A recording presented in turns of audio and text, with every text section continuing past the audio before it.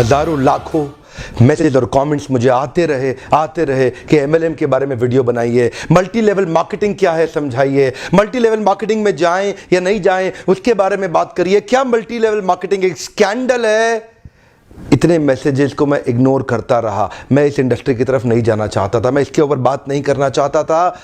मैं एक बड़ा लीडरशिप कंसल्टेंट, एक इंटरनेशनल कॉर्पोरेट कंसल्टेंट रहा हूं, एक मोटिवेशनल स्पीकर। बहुत समय लगाने के बाद, सोचने समझने के बाद आज मैं इसके ऊपर से पर्दा हटाना चाहता हूं। स्वागत है आप सबका आज के टॉपिक में, मल्टी लेवल मार्केटिंग की असलियत क्या है।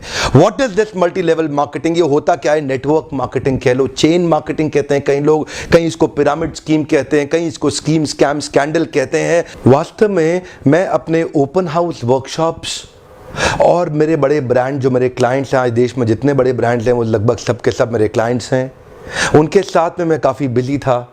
मैं इस तरफ जाना ही नहीं चाहता था। इस इंडस्ट्री पे कई सवाल उठाए जाते हैं, मैं थोड़ा अपने आप को दूर रखता था। आज मैं आपको इस industry multi level network marketing का निष्पक्ष रूप से दोनों पहलू देना चाहूंगा। वैसे देखा जाए तो मल्टी लेवल मार्केटिंग एक सोचा समझा सैद्धांतिक फिलोसॉफिकल साइंटिफिक प्रोसेस है एक प्रोडक्ट गुड्स एंड सर्विसेज को मार्केट करने का। मल्टी लेवल मार्केटिंग एक अपने आप में बहुत अच्छी इंडस्ट्री है, लेकिन क्यों उसका नाम खराब है, क्यों लोग नहीं ज्वाइन करना चाहते? देखिए, दो प्रकार की चीजें हैं। या तो कोई स्कीम स्कैम वाली कंपनी आ जाती है, जैसे वो शारदा स्कैम या जैसे वो स्पीक एशिया, या और भी अभी पीछे एक कंपनी आई थी जो बाइनरी के साथ आई थी, भयंकर विस्फोटक रूप से फैली, कई करोड़पति उन्होंने बनाए और रातों रात अचानक गायब हो गई। ऐसे एक्सपीरियंसेस ही आपको तंग करते हैं और परेशान करेंगे। ध्यान दीजिएगा, स्कीम और स्कैम इन्होंने मल्टी लेवल मार्केटिंग का नाम खराब कर दिया, वरना ये फुल प्रूफ पावरफुल एक ऐसी इंडस्ट्री है जो दुनिया में सबसे ज़्यादा तेजी से सबसे अच्छे स्टेबल करोड़पति तैयार कर सकती है। ध्यान दीजिएगा, मल्टी लेवल मार्केटिंग बुरी नहीं है, इसमें दो चीज़ें खराब है। या तो वो कंपनी खराब है जो इसी माइंडसेट से आती है कि पैसा लूटो और निकल लो, या वो लोग जो फेलियर हो गए, इसमें सफल नहीं हो सके, बाहर जाके इसकी इतनी निंदा करते हैं और वो चाहते हैं कि आप ना जाएं, क्योंकि वो सफल नहीं हो सके इसलिए वो आपको भी सफल नहीं देखना चाहते। जिस प्रकार चैनल डिस्ट्रीब्यूशन एक प्रोसेस होता है, ऐसे ही मल्टी लेवल मार्केटिंग भी, नेटवर्क डिस्ट्रीब्यूशन भी एक प्रोसेस है। इसमें डिस्ट्रीब्यूटर्स इंडिविजुअल्स होते हैं जो सीधा मैन्युफैक्चरर से जुड़ते हैं और कंज्यूमर को माल पहुंचाते हैं। अब तो हमारे देश की सरकार ने भी इसको मान्यता दी है और हमारी देश की सरकार भी इसके लिए रेगुलेशंस लेके आई है। आपको ध्यान देना है कंपनी ज्वाइन करने से पहले कि वो कंपनी ठीक है कि नहीं है। आप लोगों ने मुझसे इतनी डिमांड करी, इस सब्जेक्ट पे इतनी डिमांड करी, आज मैं आपको फुल प्रूफ मेथड शेयर करता हूं कि कंपनी को समझिए पहले तीन चीजों से। पहला है कंपनी का पीपल एंड फिलॉसफी। जब आप कंपनी ज्वाइन करते हैं, जाते ही ये मत देखिए कमाई कितनी होने वाली है, जाते ही ये मत देखिए कितनी जल्दी करोड़पति बन जाएंगे, जाते ही देखिए कंपनी के पीपल और फिलॉसफी कैसा है।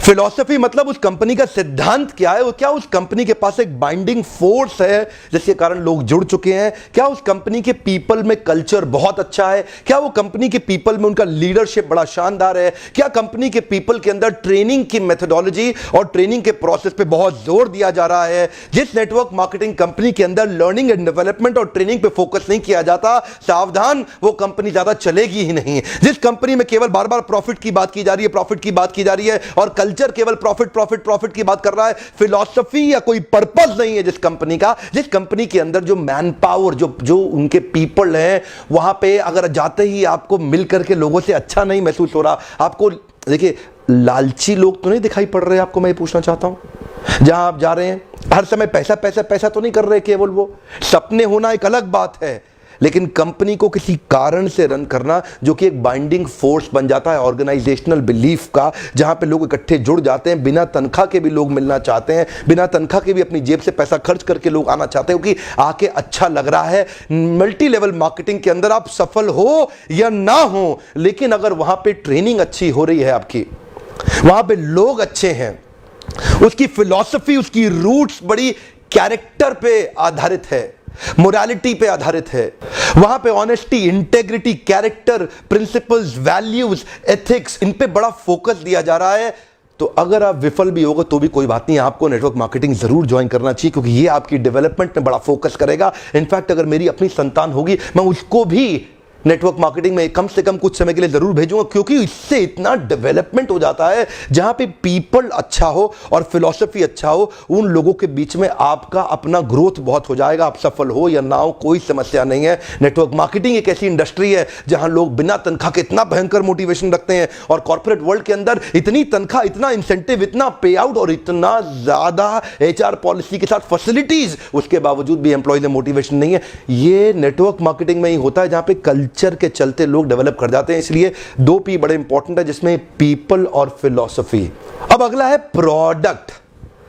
अब विफल होता क्यों है? क्योंकि स्कीम स्कैम होता है, इतने सारे स्कैंडल्स हुए चले जा रहे हैं, एक के बाद एक, एक के बाद एक, एक के बाद एक। वो स्पीक एशिया आया, वहां मेरा 1-2 लाख रुपए कमा भी गया, लेकिन अचानक वो कंपनी गायब हो गई। आपको पता है, बहुत बड़ा स्कैंडल हुआ।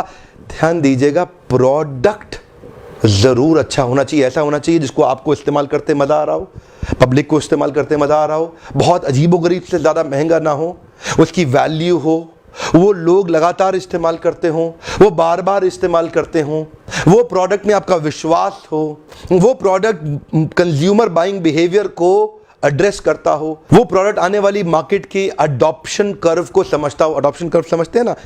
आने वाले समय में मार्केट किधर अडॉप्ट कर रही है, मार्केट को किस तरह के प्रोडक्ट सर्विसेज की ज़्यादा ज़रूरत पड़ने वाली है। तो क्या आपकी कंपनी के प्रोडक्ट सर्विसेज लूटने के लिए बनाए गए हैं, बेवकूफ़ बनाने के लिए, खाली स्कीम के लिए बनाए गए? एक बहुत बड़ी नेटवर्क मार्केटिंग कंपनी थी पीछे, जिसने कई करोड़पति बनाए, लेकिन वो केवल स्कीम बेचने में लगे हुए थे। वो लोग एक कॉन्सेप्ट बेचने में लगे हुए थे। आपकी कंपनी कोई कॉन्सेप्ट तो नहीं बेच रही है?